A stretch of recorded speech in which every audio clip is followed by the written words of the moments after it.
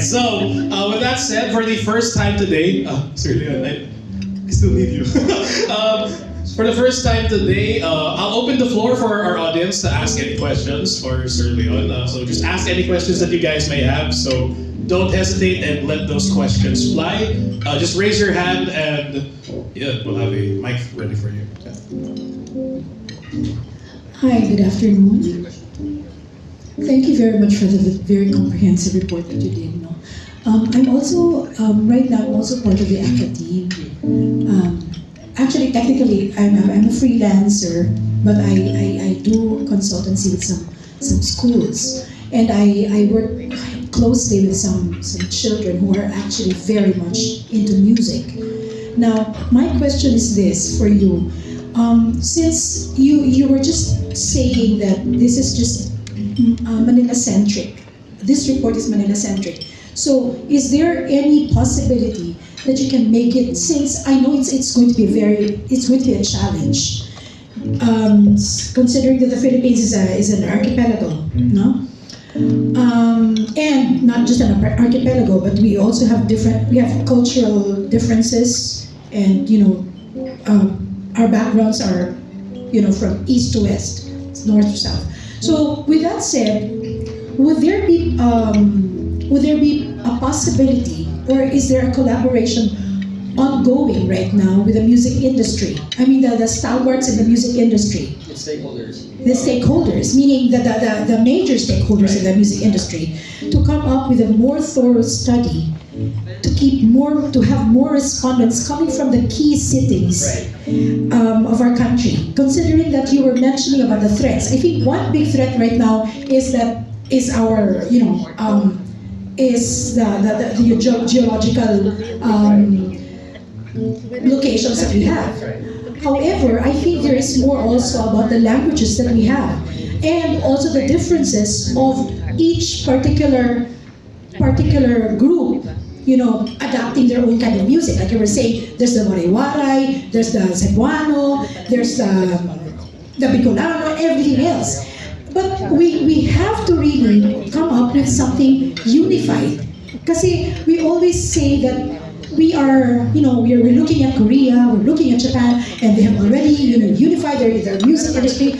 Well, I don't know about them, but I'm looking at my own country. So I would like for us to focus right now na kailan ba talaga tayo magkakaisa. Yun yung gusto kong ihamon at ibigay hamon sa industriya ng musika sa ating bansa. Thank you for the question. Sorry, what's your name? Melody. From what academic institution are you? I'm doing some work as well for the graduate studies. Okay. Right. Regarding a more comprehensive survey, that's part of the deliverables of our second phase. It's going to be deployed sometime next year. We also began a series of roundtable discussions, which PRM was invited to. We held the first roundtable discussion about a month ago in October. And it's going to be the first of several of different specific topics in the industry. The opener, the RTD, about a month ago was more or less the same as what this presentation was about. It sets the tone. So there is a plan to detail on the results of the survey. That said, regarding the unified identity of a Filipino, there are several ways to answer that. Historically,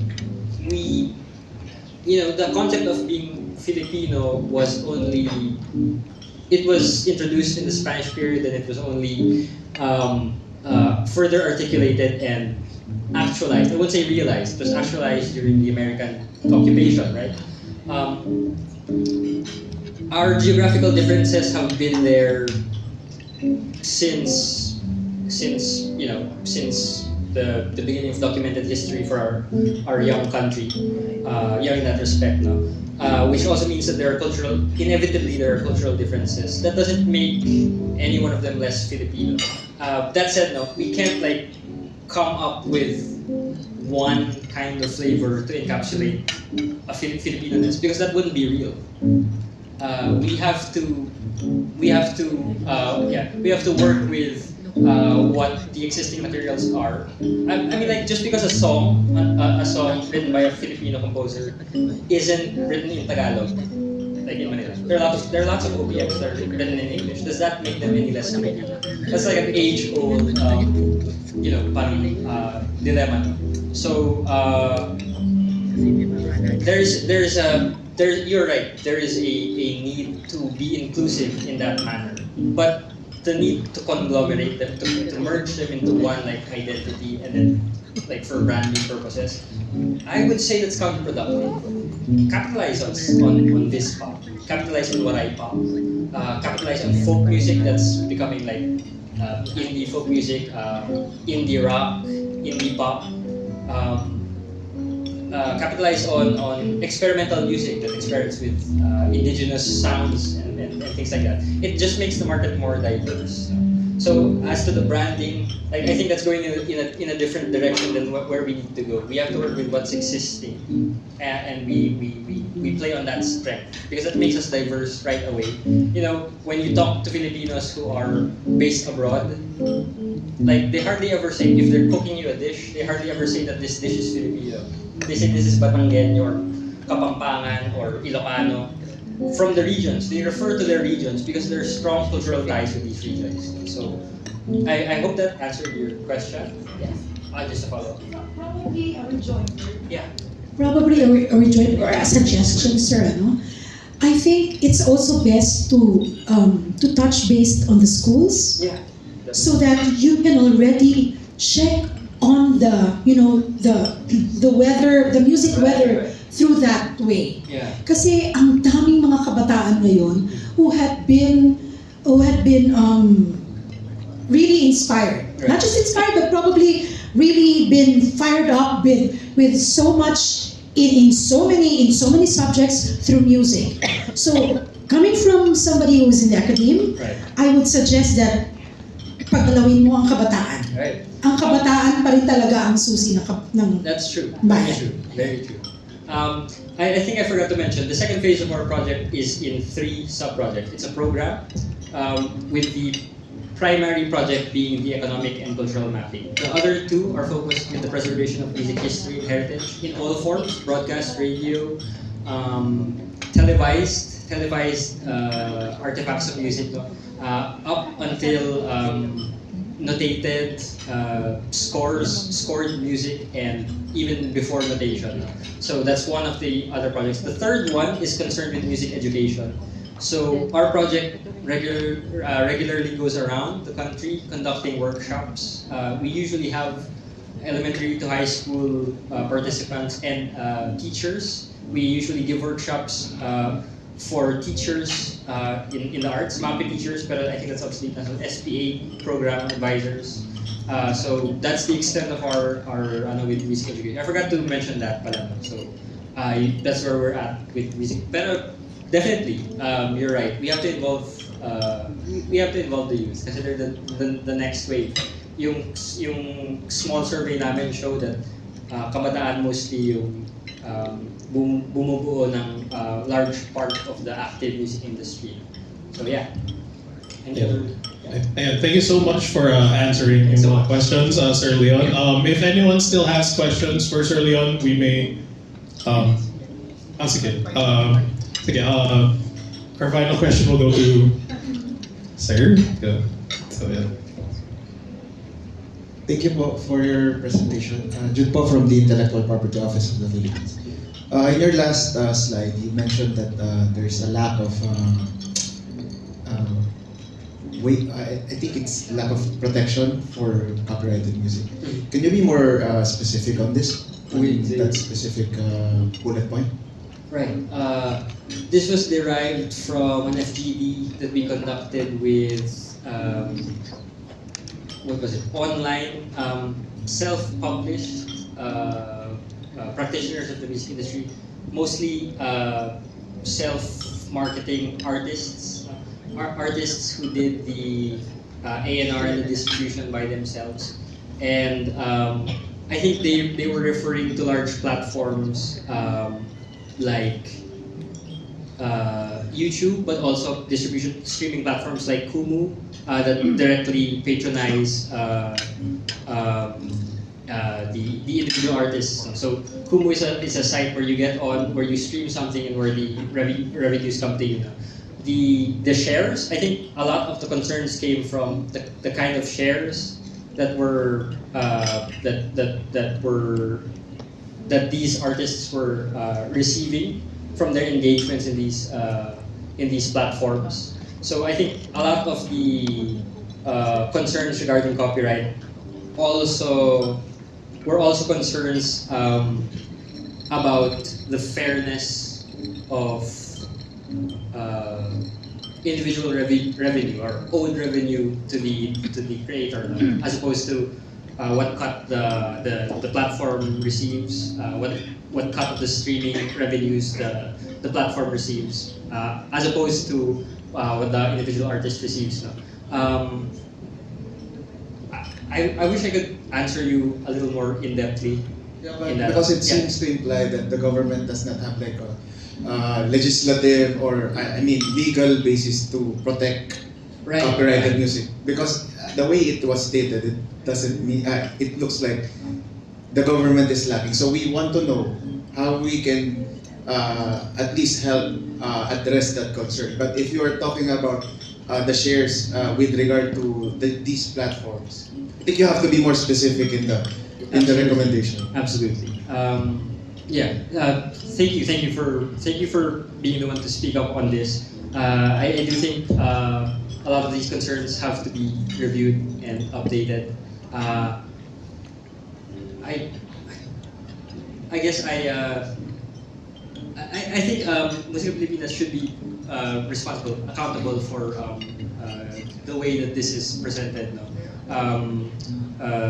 It's a powerful image of what the landscape, the current landscape of the industry, and I think we have to. We will review the kind of recommendations that we're going to lobby for in our more detailed documents. So thank you very much for bringing that up. I guess it was not intended as one concentrated critic on existing agencies. In fact, we really tried to we really tried to network with collecting societies during the course of this research project. But as I mentioned before, it was hard to link up with these institutions because we didn't have any online presence at that time. We were starting out.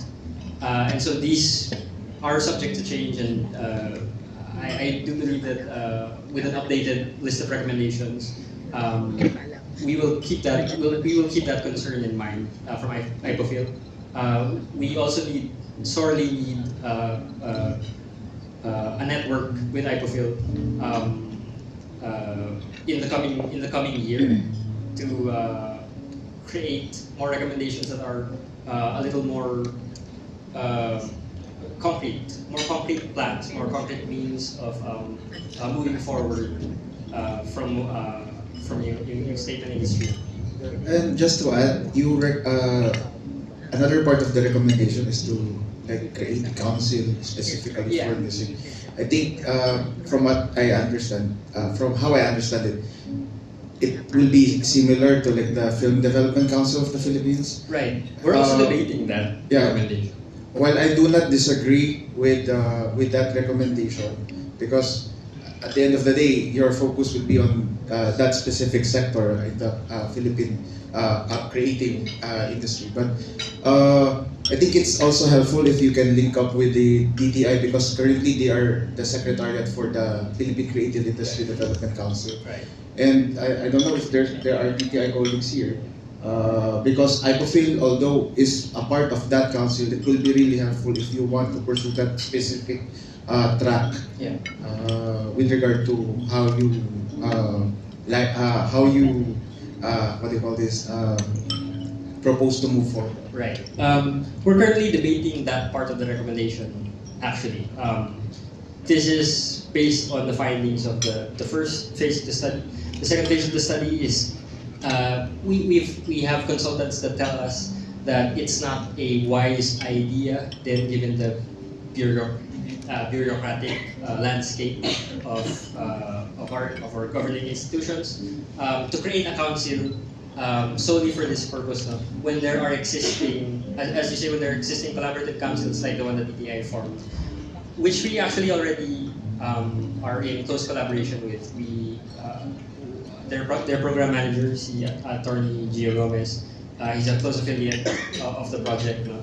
And we're working on integrating into that council. No? So we're moving away from creating one council that governs activities of music to one representation, a representative in a creative industries council. Wala kaming representation right now because the UNCTAD report that the PCDA was based on, it did not, as I explained kanina, it did not include music as a independent sector. It lumped it up with audiovisual industry. So now music does not have a direct voice in that existing council. But laws can be amended, and I guess that's what DTI reassured us. And in the coming year, we'll be closely collaborating with DTI as a partner for the publishing of this roadmap. Yeah, thank you so much, Sir Leon. If any of you still have questions for him, you may just talk to him face to face later. With that, we would like to give you a small token of appreciation from the PRM team, and if you can just get on stage for a short photo op.